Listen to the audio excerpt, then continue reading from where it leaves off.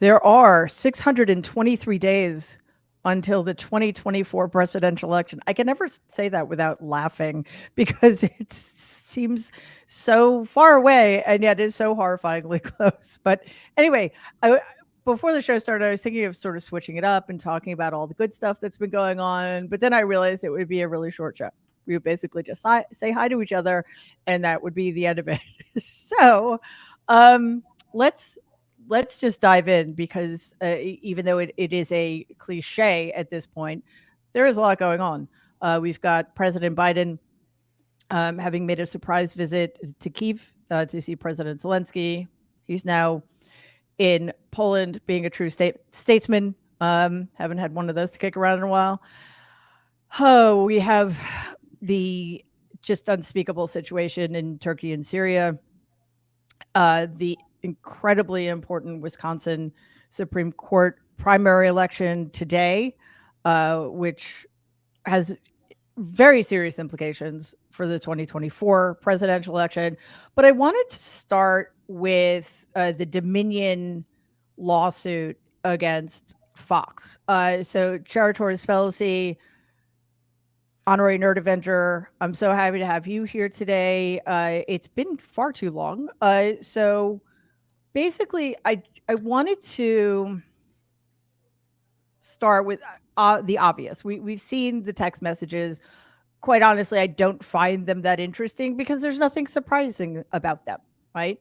And like, are we surprised that Tucker Carlson and Laura Ingraham et al. Are horrible hypocrites who lie to their audiences every night? No, we're not. We're not surprised about this. So what's more interesting to me is sort of the chasm between what Fox leadership knows to be true and what they allow its viewers to be sold. But even that is not necessarily the most important thing, because I've been asked a few times over the last week or so if it will make a difference, if these revelations will make a difference. And I think that, first of all, the answer is no, of course not, because none of the people who watch Fox News will ever hear any of this. So there's that. But I also think it's the wrong question. I think what we should be asking is, why is this allowed to happen? We can't simply shrug our shoulders every time, there's another revelation about how Fox News lies to its voters and how I said news lies to its voters and what they get away with and how dangerous it is. So we can't just shrug and just say, well, they lie constantly. They endanger our democracy. They endanger the lives of the people they lie to. But what are you going to do? So, Chara, I was wondering if you could, first of all, just kind of briefly, for people who may not know, what is this lawsuit about? But I think much more relevantly, why does it matter? And will it make a difference? So Dominion Voting, they are a voting machine company, and they were blamed wrongfully for rigging the 2020 election in favor of Joe Biden. They were an easy target because they have voting machines in 28 states. And so if your theory of the case was that there was, it would have been impossible for Joe Biden to win honestly, then you need a culprit and a conspirator. And so Fox News personalities and Trump supporters, including Ms. Powell, went on Fox repeatedly and accused Dominion Voting of all sorts of very weird shenanigans. My favorite is that the 2020 American election was somehow rigged by Hugo Chavez, who was at that point dead. But nonetheless, they persisted in just generating lie after lie after lie about this voting machine company. And so Dominion has sued Powell and Giuliani and Lindell. They've also sued 3 news organizations. So they've sued OAN and Newsmax and Fox. And what came out last week was a filing in the lawsuit between Dominion Voting and Fox. And what was really remarkable about what they found is that both leaders at Fox and hosts of Fox in real time knew that this was nonsense, and yet they gave it this worldwide platform and they perpetuated the big lie. Yeah, they did indeed. So clearly, there are some serious implications if Dominion were to prevail here. I think, what are they suing for? $1.6 billion. Mhm. So, Jen, will that will the unfolding of all of this make a difference? And why do we keep, not we, because I don't think the three of us really have too much to do about this, but why do we continue to leave ourselves vulnerable to these kinds of propaganda? The question of whether it makes a difference, I'll give you the mamby-pamby answer, which is it depends. Let's true. say, for sake of argument, that Dominion does not settle, refuses to settle, goes to a jury, and the jury awards a couple $1 billion in damages against Fox. Then perhaps it makes a bit of a difference. Then perhaps Fox shareholders, Fox board get the idea that abject lying to the public is not a good business model, that you can't continually make profits by this sort of, as I said, just out and out lying. So maybe financially it makes a little bit of a difference there. Maybe they pull back a little bit. I actually hope that, hi, Gentile, we're just talking about Dominion. I would actually hope that Dominion settles for $1 billion and a disclaimer on each Fox program. This is not news. This is not news. This is not news. Because that's really what we want. We really want to disabuse the public, their viewers, the political class, that this is some kind of legitimate news organization. It obviously isn't. And I understand all the reasons why the White House doesn't want to throw them out of the press room. I understand all the reasons why they keep calling on these people. But, they really shouldn't. They're not a legitimate news organization. And nothing so aptly illustrates it as, this entire episode. So I think part of the answer to your question is it depends how much Dominion wins, if they win. It depends upon the reaction of the political class. And for once, I would love a White House press secretary to stand up in the room and say, no, Mr. Ducey, we're only calling on news organizations from now on. You can sit there, but I'm not going to call you. So that would be, my hope. How do we let this happen? Well, the glib answer is we have a First Amendment and everyone has the ability to do that. But that's not the real answer. The real answer is, why do we take them seriously or allow others to take them seriously? Mm-hmm. And I think it is a combination of really bad excuses. One is, well, we hope to reach these people somehow. Those people, first of all, they're not going to reach. They're not going to show an unedited version of the president. They're going to have some clipped up version and a bunch of screwy commentary. So you're not reaching anybody by doing this. The other is that, somehow that they will gain the respect of the right by at least going into the den, by at least fighting it out. They'll look tough, or their own supporters, but it never works out that way. You never win arguing with complete lunatics and liars. So I guess I come back to the position, which is they have every legal right to operate, so long as they're not defaming people and having to pay civil damages. But the rest of us need to stop treating them like a news organization. And that includes mainstream organizations that keep running clips and keep running stories about what is being said. They're simply amplifying the propaganda. So I would hope that this allows legitimate news organizations and politicians to reevaluate how they treat Fox, and to stop calling them a news organization. Yeah. Hi, Jen. I want to get back to the chair for a second, because this is a larger issue, of course, but it sort of feels like this fits in with the larger problem of justice. Like, why does it take this kind of, I'm sure, extraordinarily expensive lawsuit to hold accountable an organization that has done more to damage Western democracy than any other single entity, I think. I mean, I think you could make that argument. And, Dominion may not prevail. I've lost count of how many lawsuits going on across the country trying to hold people for the big lie and January 6th accountable. And years have gone by now. So it always feels like the deck is stacked in favor of the aggressor or the wrongdoer.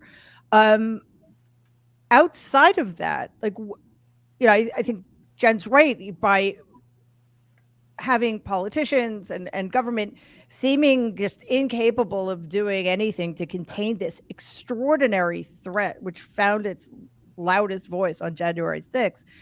We're legitimizing it and making the threat even greater. Well, the wheels of justice do move slowly and sometimes painfully slowly. I mean, Professor Taub can speak to this, when you're teaching law, you realize how long these cases take, because when it starts, it can be day one. And then when you get to the Supreme Court, it's 10 years later. And often the citizenry doesn't have that type of patience. But nonetheless, we sort of have to let the wheels of justice work. I mean, I am encouraged by DOJ. They have gone after hundreds and hundreds of people who were at the Capitol on January 6th. They've gotten the convictions, including the seditious conspiracy convictions. There's another seditious conspiracy trial going on with the Proud Boys this week. And that I find incredibly encouraging, because that is a legal consequence. But that's when you're considering jail time. With Fox, it's really money, and OAN and Newsmax. And so will this change the incentives?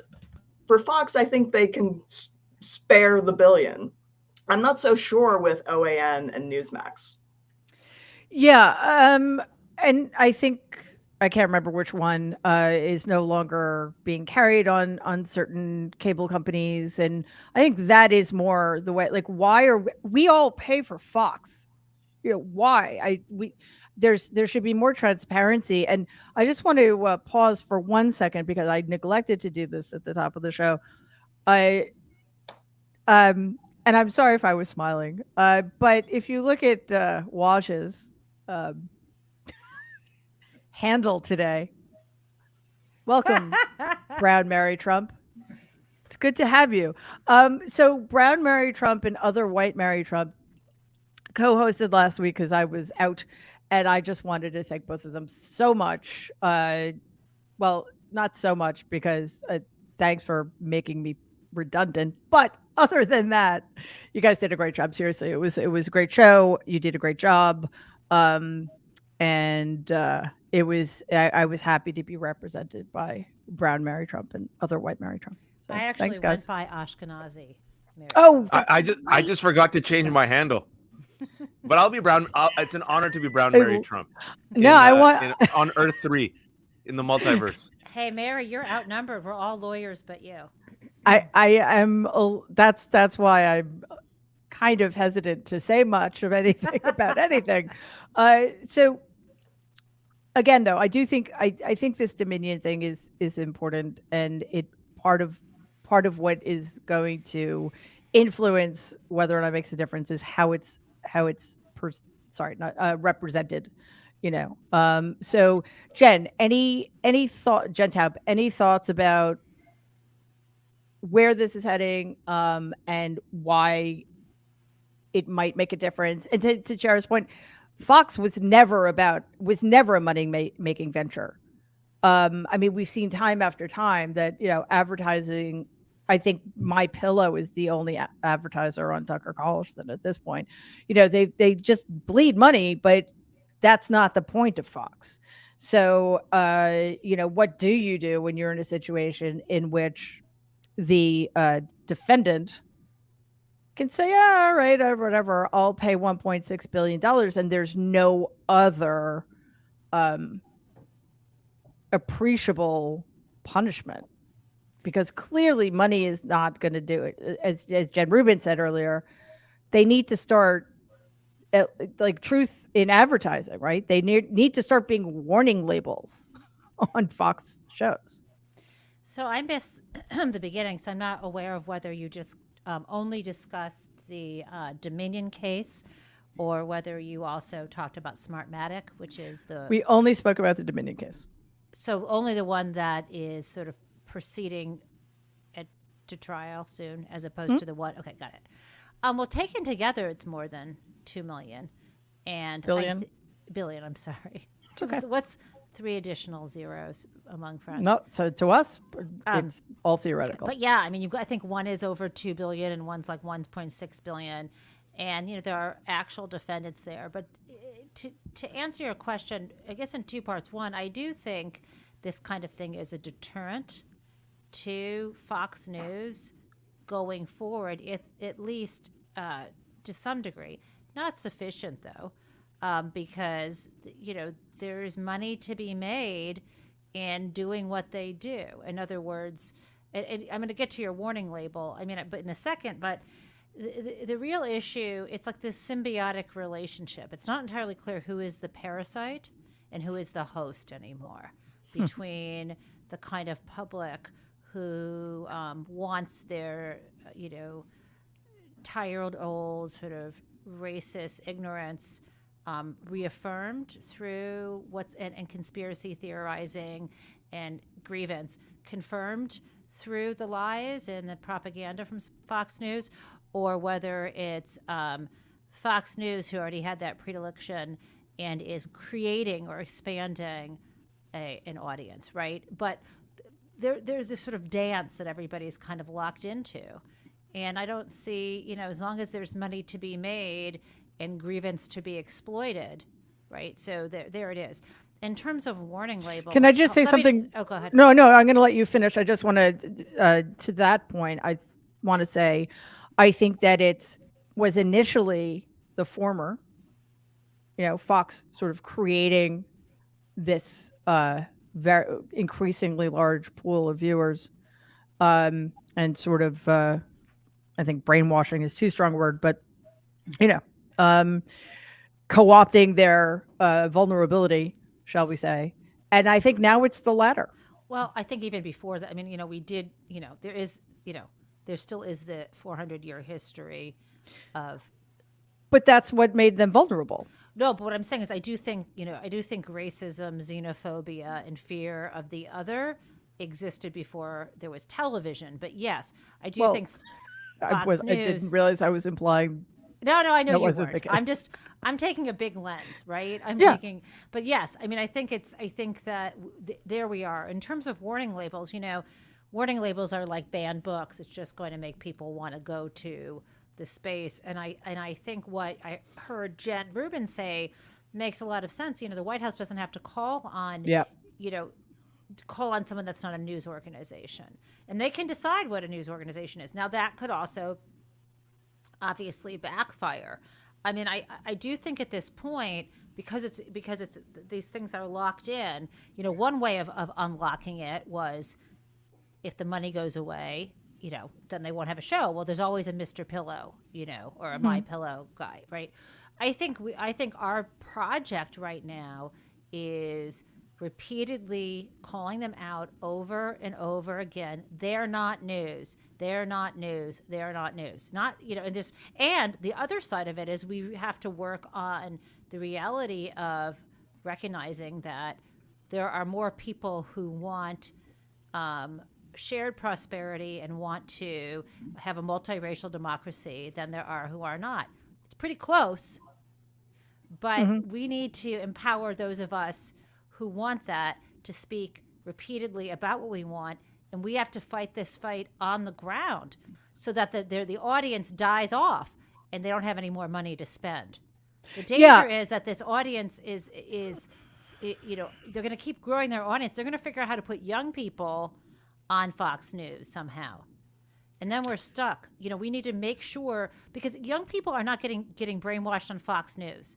No. People getting brainwashed on young people are getting brainwashed on YouTube by these crazy other people. So I think that it's a whole effort everywhere, and we just have to be better at speaking for the vast majority, not super majority, but the majority who wants a multiracial democracy, and just here we are, and also the demographics of the United States reflect a multiracial society. So just empowering honest, good, caring voices, I think and saying that the other ones are racist, non-news, is the best we can do. Yeah, I think one thing that worries me is that we have not done what we needed to do. Fox News should. Why do I keep saying news? I've never done that before. Fox should have been put in a corner a long time ago, and because we failed to do that, it spread. Their viewership it has grown, and you're right. There will be a pivot away from them. Fox can't last forever because most of their viewers are upwards of 70, but racism, misogyny, all that stuff are infinitely wily. So we do have all of these other outlets, the internet, creating this new, probably more dangerous and more entrenched generation of people, and I don't know that we're equipped to deal with that either. I just want to correct something I said. Warning label. I should have said that just an information label. Jen Rubin said this earlier, that it should be explicitly said at the top of every show, this is opinion, this is not news. So not if that would even matter. But then we would have to have it on MSNBC for all the commentary shows. Okay. All right. But I think most people watch MSNBC know that. Right. Or know the some are difference. News and some, okay, got you. Right. I was in Wisconsin this past week, and I was talking to all kinds of people covering the state Supreme Court race. And I was sitting with a group of college students at University of Wisconsin at Madison. And the question came up as to whether they had seen ads for the Supreme Court race. Millions of dollars is being poured into it. And these were people who were highly involved, and they said, no, we haven't seen it. And a guy sitting on the sideline says, do any of you watch television? And they all said, oh, no, we never watch television. So when we're thinking about, and you who deal with and teach younger people can probably confirm this, when we're thinking of a response to that, I love MSNBC. I'm an MSNBC contributor. Everyone should watch MSNBC. But the answer politically is not to bulk up MSNBC. It's to find these viewers where they are. Yep. It's streaming. It's podcasts. It's viral. It's TikTok. It's going after where the next generation of viewers are and voters are, so that they have another outlet and that they at least have a protective layer of truth as they go out, into the world. So, I guess my sense about Fox is,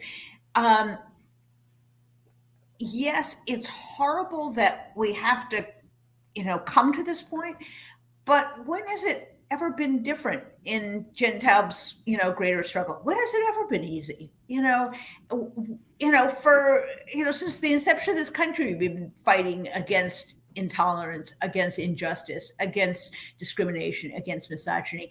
It just never stops because it never stops. That's the nature of the battle for racial, social, gender justice. So although it's exhausting, it's infuriating, I sometimes say to myself, oh, buck up.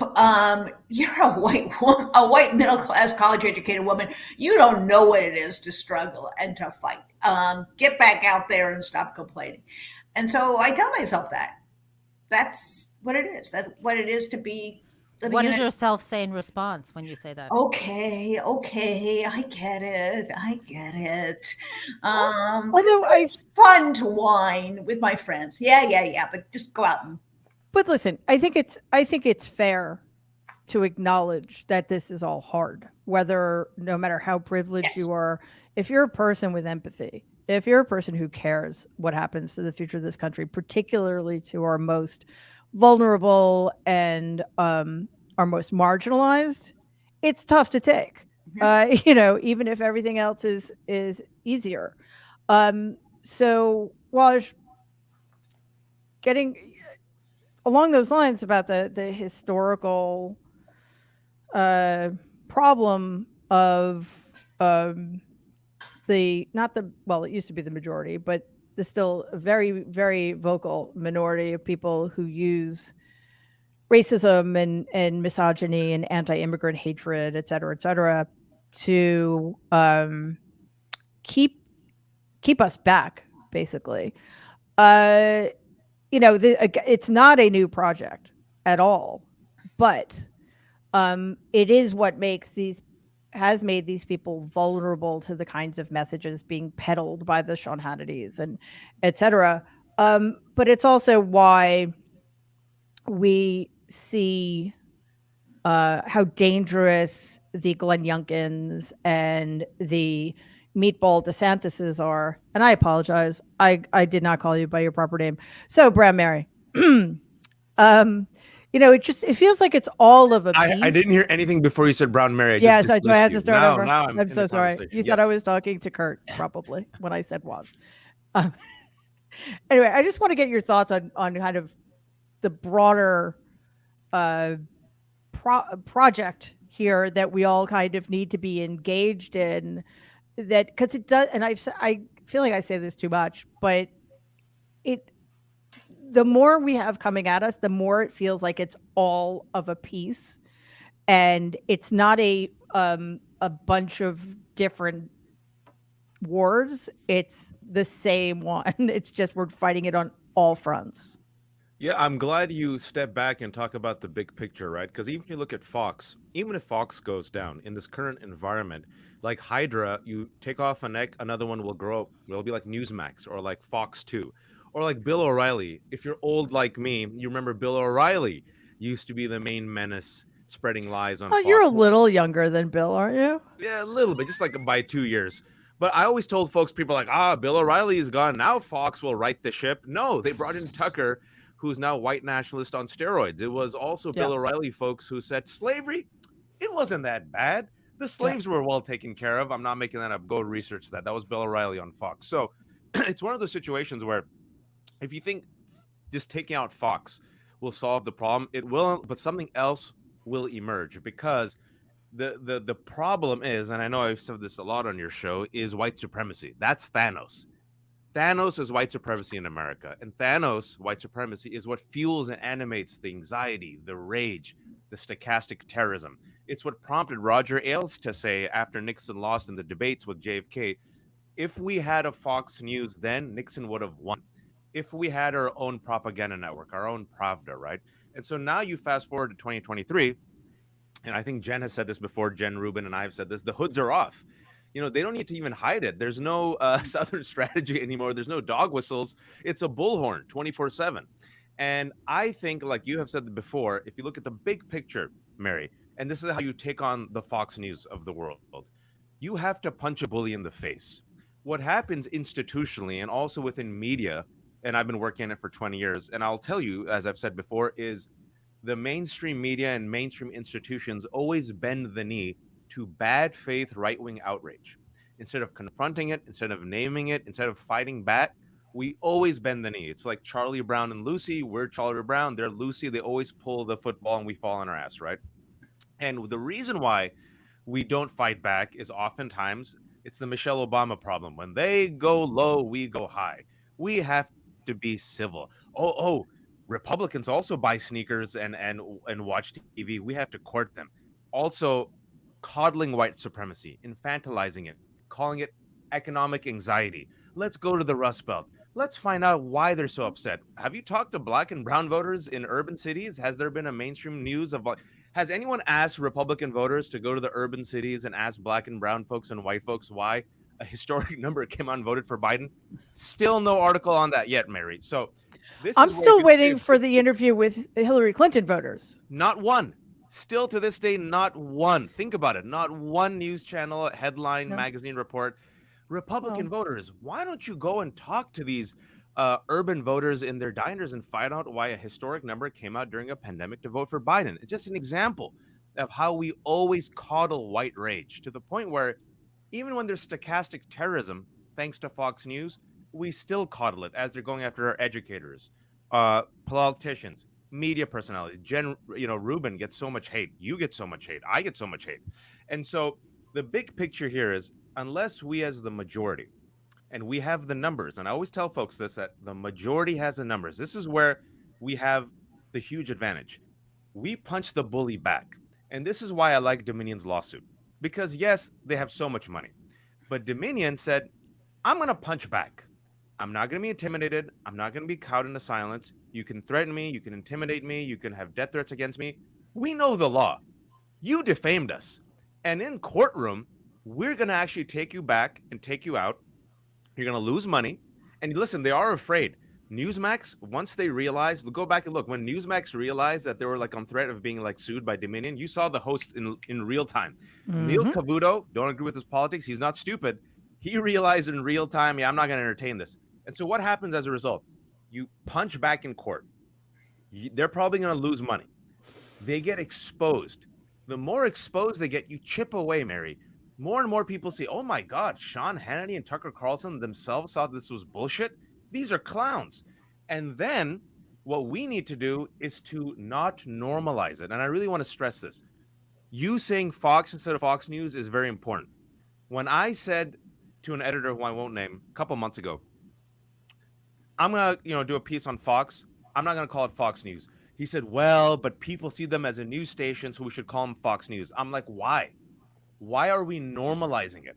And this is the key thing. Once the majority stops normalizing it, you will see their power diminish within this ecosystem. And this is where Joe Biden is doing something really smart. It's gone under the radar. He hasn't gone on Fox. Have you noticed? He hasn't normalized Fox. Obama did. Biden hasn't. Stop calling them Fox News. Do what Biden did accidentally, which ended up helping him, where he called them a semi-fascist movement.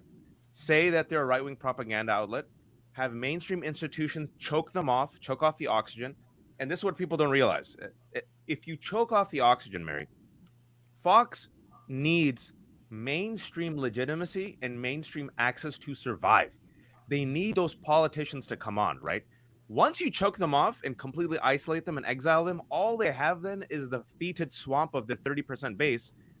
Then they're no better than Newsmax. They lose a lot of their institutional power and weight. And so the question I have for the people who are watching, and I listen to your comments, we all do, thank you for joining us, and the rest of the panel is, why does the majority still coddle and mainstream and normalize this right-wing entity, which we clearly see as a radicalized, weaponized movement, Mary? Why do we even call it Fox News? To say it's ridiculous is the understatement of the century, because they don't just disagree with us. They don't want us to exist. A lot of us, they want us to have no rights. They want us to have no voice, and to coddle them or even to make room for them to be perceived as legitimate is kind of mystifying to me. And unfortunately, hate sells. Do you guys remember when Hillary Clinton was running? She had a slogan that said, "Love trumps hate." Trumps being the verb. When I first saw it, I thought it was TRUMP''S, and that's why one of the reasons these people are so dangerous. They just traffic in hatred and fear and anger and anything that allows that should be called out and eradicated. I mean, we cannot continue this way. And thankfully, Dominion is doing the right thing. And unfortunately, I think the bar in these cases, well, what do I know? I'm the one non-lawyer here, so I'm not going to say that. So Chiara, are the bars in the bar in this kind of case is very high, is it not? It is very high. This is the actual malice standard for defamation and libel. And usually news organizations that have made an honest mistake, well, number one, if they made an honest mistake, you'll often see a correction. Yeah. And one of the things that's particularly damning in all of the media suits that Dominion is pursuing is OAN, Newsmax, and Fox. They were all given correctives in real time by Dominion. That's right. And they didn't correct themselves until the lawsuits were filed. And that's pretty damning evidence to put in front of a jury. Yeah, and I think that's another reason why lay people such as myself get frustrated with this process, because it seems so obvious. Just like in Georgia, I mean, we don't have the smoking gun. We have an actual, like a representation of somebody holding the gun and shooting it. So why is it taking so long? But I think if we do pull back and see, okay, the standards do have to be high, and yet, they seem to have a lot of good information. And we have a friend who's actually going to trial soon for a defamation case, who seems to be doing quite well. So hopefully that is the way this Dominion case is going to go, because even if it doesn't bankrupt Rupert Murdoch, I mean, what possibly could, it will send a very strong message. Okay, I want to shift gears to Wisconsin, which probably isn't getting that much attention because, one, it's Wisconsin. No offense to Wisconsin, but how many people pay that much attention to what's going on in states in which they don't live? Two, it's February, and as Jen Rubin can attest, it's quite chilly. And three, it's for a Supreme Court seat, which I don't know. I don't think is going to get that many people to pay attention. However, Jen Rubin, who just came back from Wisconsin, this is a really, really big deal. We have today a free-for-all primary in which the two top vote getters will then face off in the general election, which I believe is in April. We have two Democratic candidates. We have two Republican candidates. And it's different for many reasons, but one of the reasons it's different is because at least two of the candidates are not holding back in terms of, I don't want to say partisan isn't quite the word, but they're not pulling any punches when they're talking about what their beliefs are in terms of things like a woman's right to choose, gerrymandering, et cetera. So Jen, since you were there, like what's the state on the ground? It's funny. You correctly say two Democrats and two Republicans. It's ostensibly a nonpartisan race, so they're not allowed to identify. But there is zero doubt who's on whose team. And I must say, I was rather impressed with the state Democratic Party that is organizing and getting people out as if this were a midterm race or a statewide race of some type, and they've really gotten their act together. The reason why this race is so critical is the justice who is retiring was the fourth conservative on a 7-person court. Right. So whoever replaces this, whether it's a progressive or a conservative, is going to basically set the direction of the court for the next few years.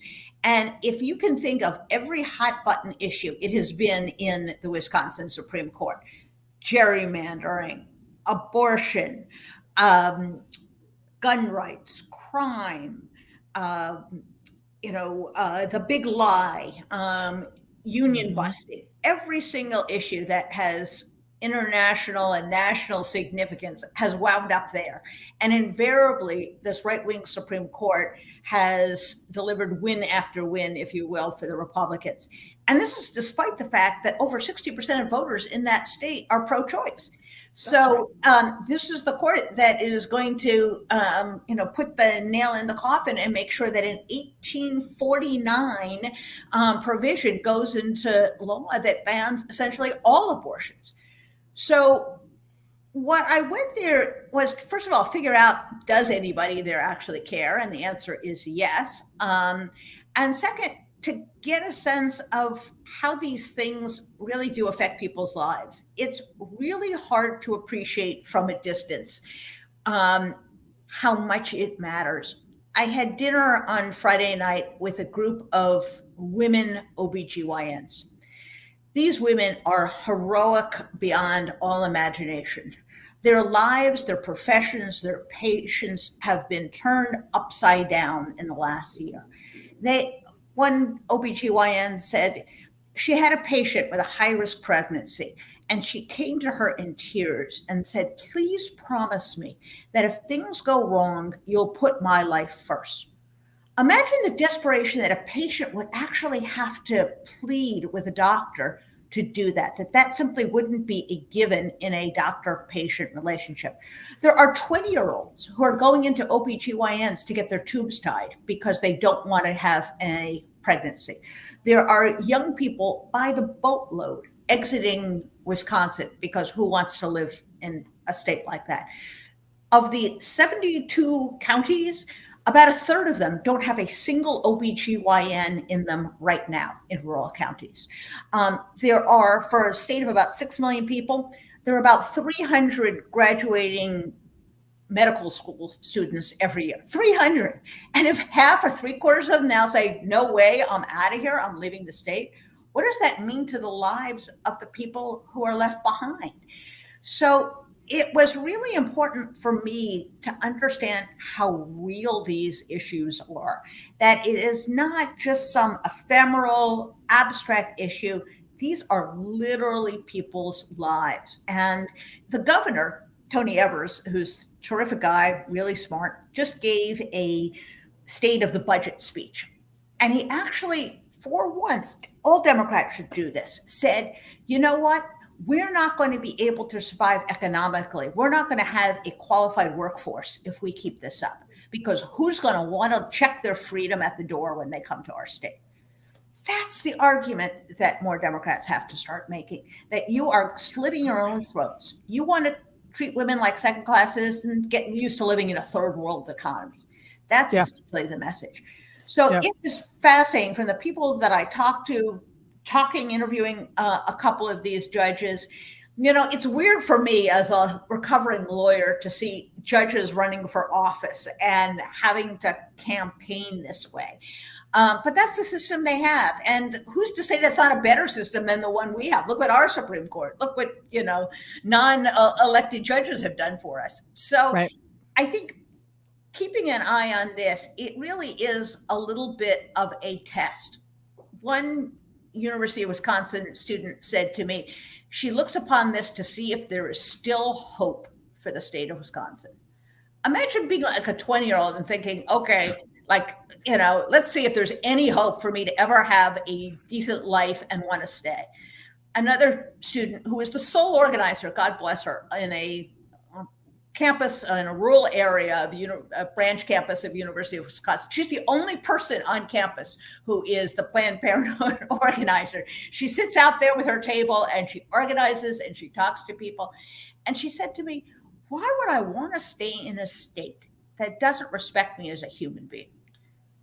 That's real. That's pretty real. Yeah, that's a very, very valid question that we should not have to be asking in America in 2023, but here we are. Right. And the cowardness is so amazing. I talked to a second-year medical student, and when this all came down, the students who helped recruit other medical students, they talk, like in most campuses, they talk to prospective students, they, answer the questions. They said, well, what do we tell them about how they would be educated at the medical school? And the most ridiculous answer that just personifies this patriarchal, condescending view was, you'll learn all the medicine you need to know. How is that for like a bullshit answer? That's pretty high up there on the bullshit meter, and that is not how it's supposed to work. And Gentab, what I should have said to set this up, and Jen reminded me by pointing out that 60% of Wisconsin voters are pro-choice or whatever vernacular you want to use, is that when there is an election in Wisconsin, again, in which there's a Democratic governor, there's one Democratic senator, there's one, unbelievably enough, Ron Johnson. Lunatic. I mean, total lunatic who I can't believe he won, but that's a different story. But, so you think, okay, it's a sort of 50-50 state. However, because it is so heavily gerrymandered, we exist in this, the state exists in this point where whenever there's an election to decide state legislature, it's either will the Republicans have the majority or will the Republicans have the supermajority? I mean, that's how bad it is. And as Jen pointed out, there's a lot at stake here. And it's not just about a woman's right to choose or pregnant people's bodily autonomy. It's also about that situation, gerrymandering, and how to level the playing field. And this is an election that may well have implications for the 2024 presidential election because of the big lie. So, Jen Taub, I mean, what I mentioned earlier was what's fascinating is that there is no neutrality here. These judges are very clearly on one side or the other. And, on the one hand, I kind of find that sad. But on the other hand, that seems to be the way we need to be fighting these kinds of battles. What do you think? I'm going to agree with you, and then just make a point about Wisconsin, something that I noticed. I mean, Jen Rubin mentioned how they really have their act together, and I figured as much when I saw that Ben Wickler, I don't know if you know who he is, became chairman of the Wisconsin Democratic Party in 2019. He was, I think he was up there in the hierarchy or advising Move On.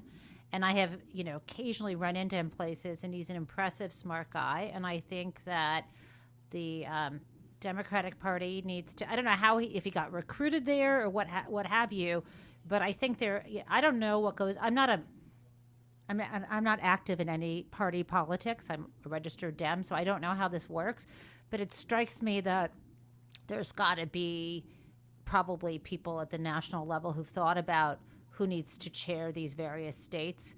And so I think that it shows me that they're doing good work there. And there's several things you said before you got to the question, Mary, which is, state judges are... Sorry. State judges At least I asked a question this time. It's fun. When I went to law school, I was shocked because, when you go to law school, they really teach you, your first semester usually is civil procedure, but it's federal civil procedure.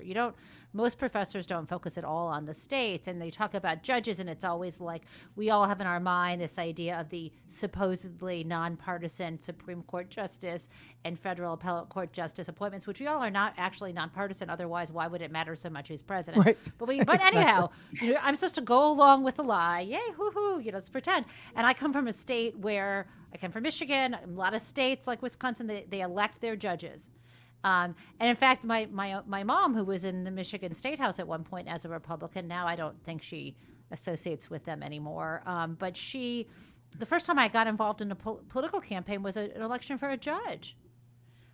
So this idea, like, it's nutty.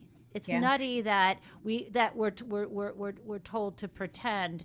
And it's the judges, it's the legislatures, it's all of it. And sometimes things are more. There have been times when I just saw yesterday. Who was on from Michigan? It wasn't the governor. I think it wasn't. It was the attorney Dana general. Nessel. Yeah, she was on last night, and she said, there was a time. It's really important to have robust debate between the Republican and the Democratic Party. And for years, that's what it was like in Michigan. I've got to tell you, every state has a different character for their parties. Now they're completely Looney Tunes. They really went off the deep end in the second 2 years of the Trump administration, where they all became true believers or they were kicked out of the party. And now they're election deniers. They're a bunch of lunatics. Well, that's the new head of the Republican Party in Michigan. Yes. Yeah. Two quick points. One, leadership totally makes a difference. Jen is right. The Democratic Party of Wisconsin totally has their act together, and it filters down. I go into, it's like 13 degrees under, there's snow on the ground. I go out on a Saturday morning to a business park in Southwest Madison, and there's a young woman there who is sending out volunteers. She's teaching them to use the app. She's directing them. She makes sure they get the script. Who is she? she's in her gap year between high school and college. She Wow. has come to Michigan to do this, and she is completely self-possessed. She's in charge. You have to have people who empower other people to do that and Yep. get out and get people organized. And if we could do Yep. one thing, it would be to clone Ben Wickler and send him to every state, and they develop, an organization. And the other thing about this is, it used to be in Wisconsin. I was talking to primarily Democrats, and they said, back in the good old days, when Tommy Thompson, who was a pretty conservative Republican, was governor, there were good things, there were bad things. The parties were kind of like on either side of the 40-yard line. Now you have the Democrats who are like still on the 40-yard line, and the Republicans are in another football stadium.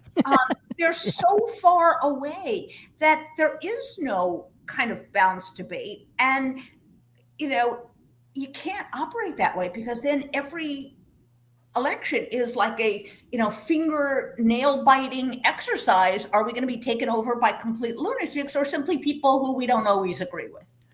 Yeah, absolutely. And Chara, one of the things about this election that I hope, I hope one of the Democratic nominees gets in. I mean, I think it's likely that it will be one Republican and one Democrat. Is that even if the primary is going under the radar, hopefully the general will get more attention, because one of the things Democrats have been abysmal at is dealing with things at the state and local and state levels, and helping voters understand how vitally important the judiciary is. I mean, we've missed that boat so many times. We're dealing with a supermajority of illegitimate, forgive me, psychos, like white nationalist religious zealots on the Supreme Court. I'm sorry if I'm pulling my punches, but they're destroying our country.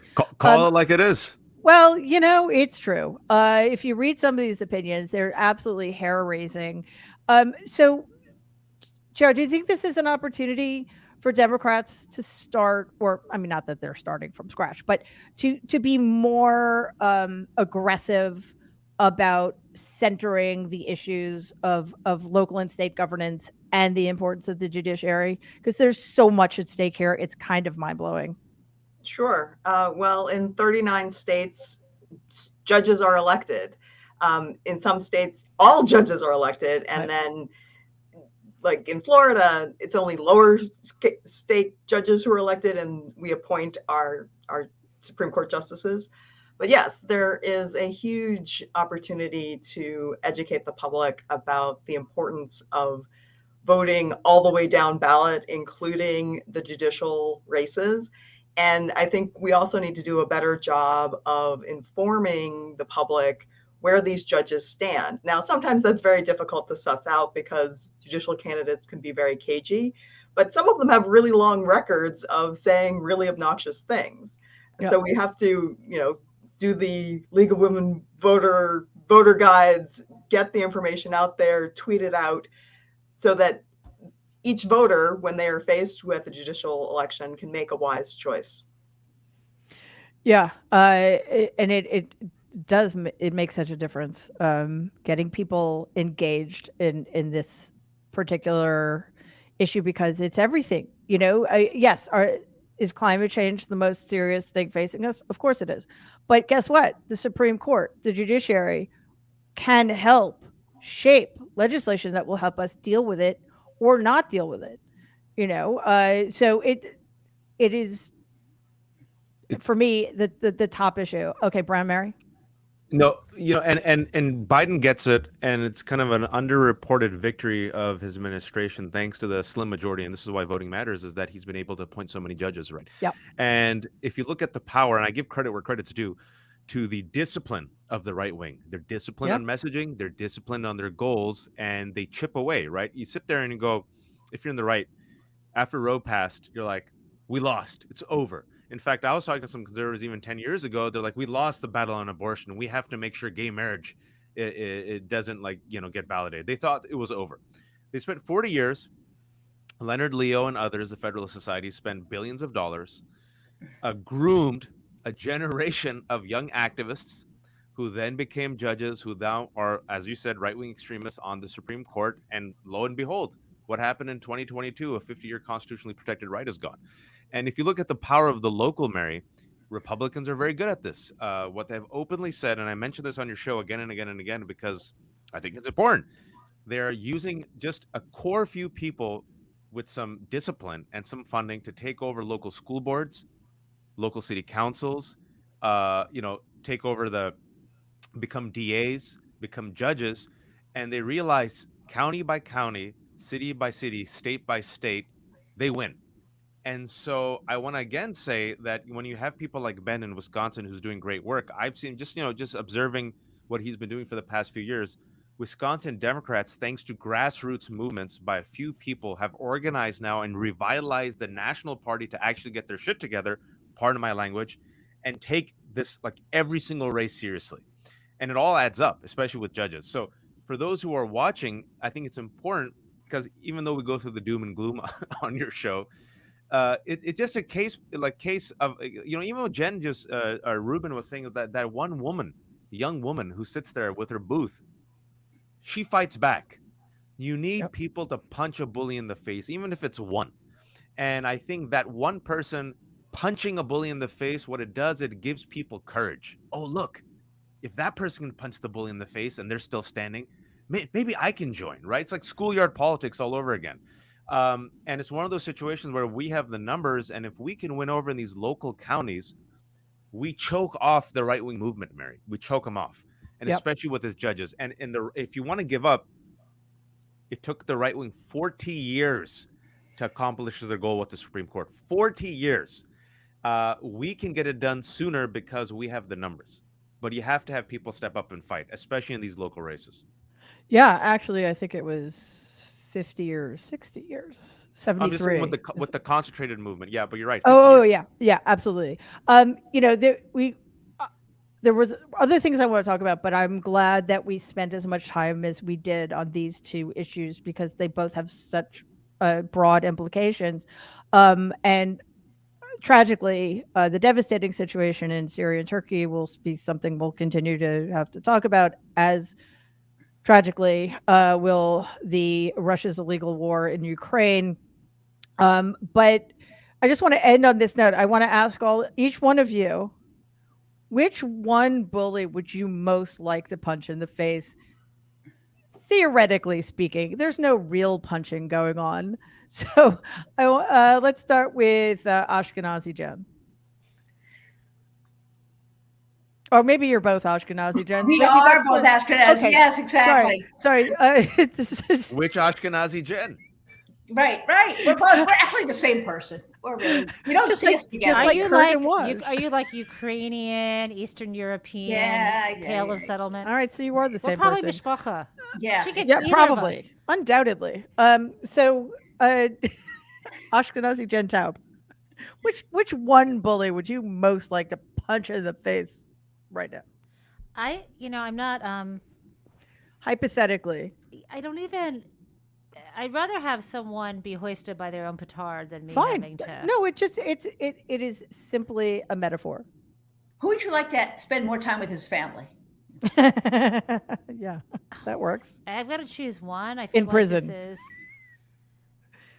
is, how about someone from the Supreme Court? Who would you most like in prison? That's good. Or off of the scene. Who do you want to have get the hook? Oh my many. God! Should we? But these are also in my personal life, or do you mean on No. the? Oh my gosh, Jen Taub, you're one of those. Wow! Yeah. Just play the game. No one on this call. Present company right. excluded. Your uncle needs to fall. I will not disagree. I will not disagree with that. Chiara? So instead of punching anyone, I would encourage everyone to learn about Belva Lockwood. She was the first woman to be able to argue in front of the Supreme Court. And in order to be able to do that, she had to get an act of Congress. And this was all in the 1870s. So we can persevere even in the face of really long odds. Absolutely. And that is much more optimistic and hopeful than my question. Wait, don't let But her fight the I still hypothetical. feel- Who is this? I still feel like, again, maybe it's just because Comeuppance. How about that, Mary? Brown Mary Comeuppance. Who always deserves a says comeuppance? punch the bully in the face, and I always assume that he doesn't mean literally punch them. So yes, Brown Mary, who should most get his or her their comeuppance? Yes, yeah, we're all being figurative here. Since your uncle was already taken, I'm on the fence between, and very quick, I'll tell you why. And maybe I could take both the Ginny and Clarence Thomas on the Supreme Court, or Tucker. And the reason I'm on the fence between both is both have done so much damage from their respective perches that I think if there is an actual accountability and comeuppance, they act tough, but all of them will grovel, and you'll see how weak the bully really is. And I think it will automatically bring some sort of relief to America. One, from the pulpit of the media, lies and propaganda and hate is reduced, and he's so weak, he's so fragile, right? Especially him. And then Clarence and Ginny Thomas, the fact that there is some accountability for a criminal couple using and abusing their power to help an insurrection. So I'm torn. I'll let Ruben decide which one. I was going to say, like, nobody is playing by the rules, Ashkenazi Jen Rubin. So, I'm going to close the circuit on the conversation. I am going to choose Rupert Murdoch. That, we brought him into this country. I'm pro-immigration. We have an open door, and this is what he does to our country. This is what he does to democracy. Maybe we can find like a loophole in there someplace where he lied to get in the United States. But unfortunately, he's an international menace. He does the same thing to Sky. He does the same thing in Australia. It's all over. But if there would be one person who would permanently leave the scene, and we might actually get someone who's just a little less corrupt, a little less evil, a little less horrible. I'm going with Rupert. Yeah, I think that's definitely somebody who deserves to get the hook, hypothetically speaking.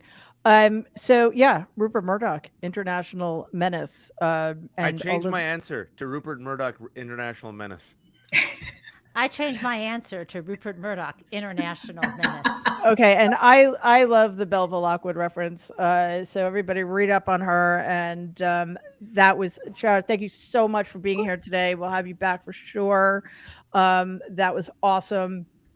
Brown Mary Ali, Ashkenazi, that just does not flow trippingly off the tongue. Jen Taub, Jen Rubin, thank you all so much for being here today, and hopefully I will see you all soon. In the meantime, please stay safe.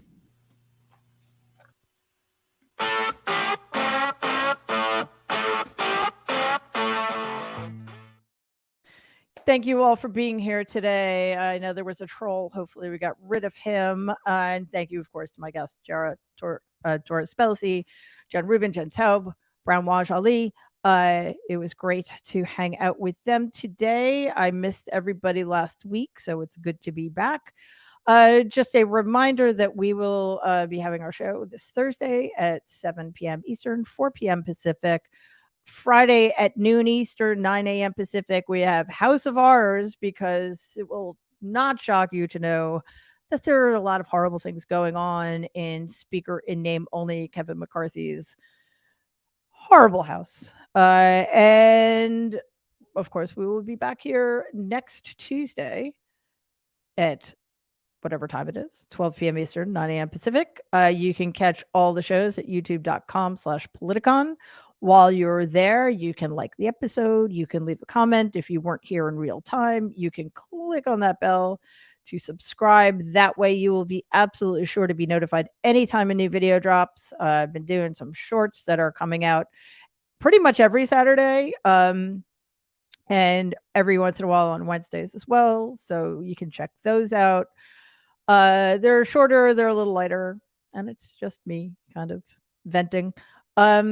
So, oh yeah, of course, you can listen to all of the shows in podcast form on Apple or anywhere else you find your podcasts. And that, actually, a favor, if you could give the show a 5-star review, that would be much appreciated. It really helps other people find the show, and we're trying to grow.